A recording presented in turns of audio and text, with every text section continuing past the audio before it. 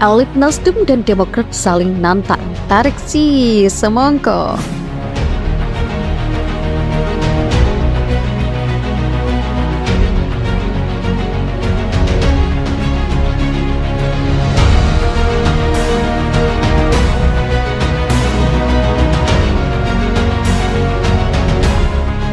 Partai Nasdem dan Partai Demokrat semakin memanas buntut saling berdebat mengenai penentuan bakal calon wakil presiden dari Anies Baswedan.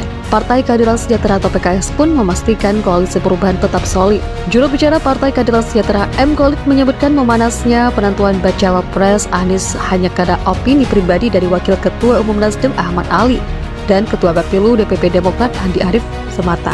Saya kira komunikasi antar pimpinan sangat baik. Ini kan pernyataan individual dari Pak Ahmad Ali Nasdem dan Andi Arief Demokrat, kata Khalid saat dikonfirmasi pada Sabtu. Khalid menyatakan ketiga parpol pengusung Anies Baswedan sejatinya telah menunjuk perwakilannya dalam tim 8 di koalisi perubahan. Tim itulah yang dianggap tahu seluk-beluk mengenai koalisi perubahan. Adapun kata dia, Ahmad Ali dan Andi Arief bukanlah perwakilan Nasdem dan Demokrat di tim 8 koalisi perubahan. Tim 8 yang merupakan official tim dari masing-masing partai sangat baik komunikasinya, tukasnya. Sebelumnya, Wakil Ketua Umum Partai Nasdem Ahmad Ali menuding Partai Demokrat tengah mengancam akan hengkang jika AHY tak dipilih menjadi bakal cawapres Anies Baswedan. Sebenarnya berterus terang saja, kalau bukan AHY jadi wakil mau mundur. Bilang saja begitu, ujar Ali kepada Kompas.com pada Kamis 8 Juni. Ia mengatakan jika Demokrat tidak berniat demikian, maka seharusnya partai berlambang Mercy itu bisa mensosialisasikan Anies sebagai bakal calon presiden sejak saat ini. Ali mengklaim tak banyak melihat materi sosialisasi atau baliho Partai Demokrat yang berisi foto Anies.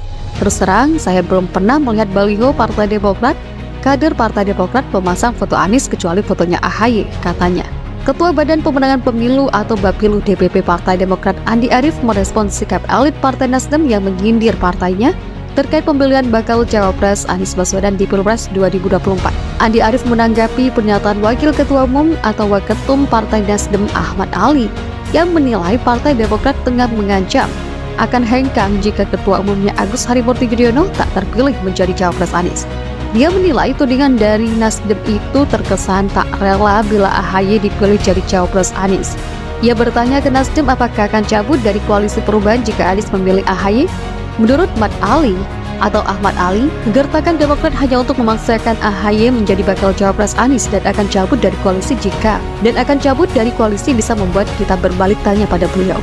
Jika Anies memilih AHY, apakah Nasdem akan cabut dari koalisi?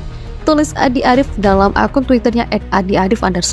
Seperti dikutip dari Kompas TV pada Kamis 9 Juni. Akhirnya mulai terkuak kenapa koalisi perubahan ini benar-benar akan jeblok atau akan bubar dengan sendirinya. Pada sesi wawancara oleh banyak jurnalis, Ahmad Saroni pun menjelaskan bahwa AHY memaksa untuk dijadikan cawapres Anies. Dan seperti pengamatan kita, bahwa AHY tidak diminati Anies. Seperti Anies tahu betul bahwa AHY tidak bisa mendongkrak koalisi ini. Apalagi pada Pilkada DKI 2017, AHY keok di putaran pertama. Mungkin ini yang menjadi salah satu bukti bahwa AHY sulit menjadi pemenang meskipun Pepunya pernah menjadi presiden 2 periode. Hitungan Anies sebenarnya jeli, dan karena itulah strategi narasi yang sering dilontarkan sudah dalam proses seleksi.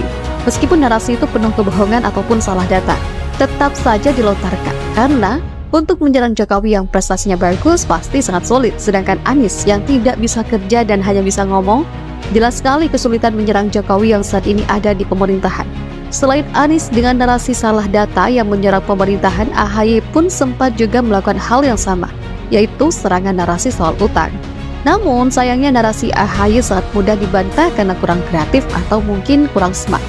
Dan kemungkinan dari sinilah Anies melihat kembali atau mengevaluasi bahwa Anies kurang cerdas serangannya, sulit menggoyang istana, sehingga juga sulit sekali mendominasi pertandingan. Serangan AHY kurang greget, tidak bisa membuat ketar-ketir istana. Jadi mungkin atau jangan-jangan nanti AHY akan memakai jurus curhat lagi kayak Pepunya.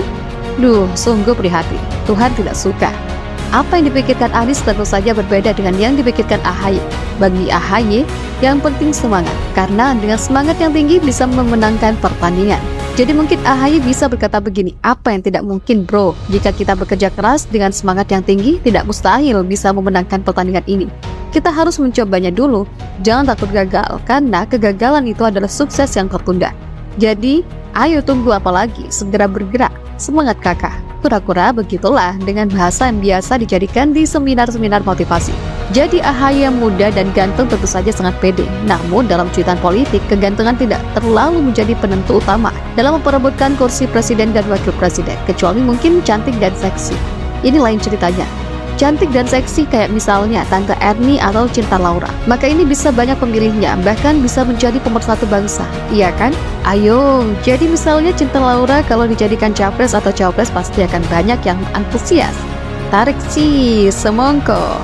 Jadi, apakah kejutan yang dimaksud Demokrat beberapa waktu lalu itu adalah kejutan bahwa koalisi perubahan ini akan bubar jika Anies tidak menjadikan AHY cawapres utamanya? Pusing memang, padahal sederhana sih. Kalau memang mau bertarung maka selesaikan masalah yang ada di dalam internal kubu terlebih dahulu.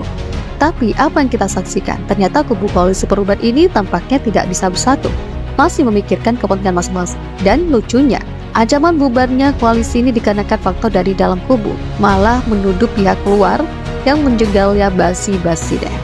Sampai-sampai Pak Mahfud MD turun tangan untuk mendamaikan mereka agar solid dan lancar pencapresan Anies. Tapi lagi-lagi ternyata mereka tidak bisa akur. Nah, apakah pemirsa punya solusi untuk kubu koalisi perubahan ini?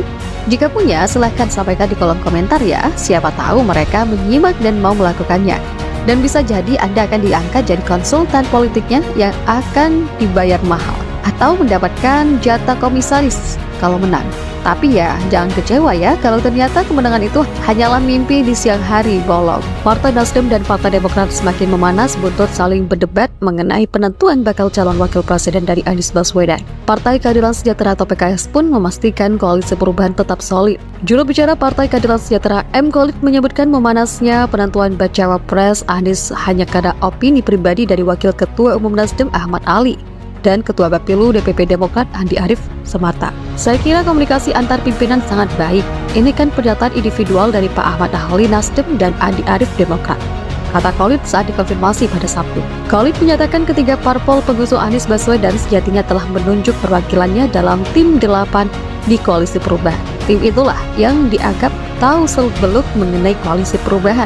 Adapun kata dia, Ahmad Ali dan Andi Arief bukanlah perwakilan Nasdem dan Demokrat di tim 8 koalisi perubahan. Tim 8 yang merupakan official tim dari masing-masing partai sangat baik komunikasinya, tukasnya.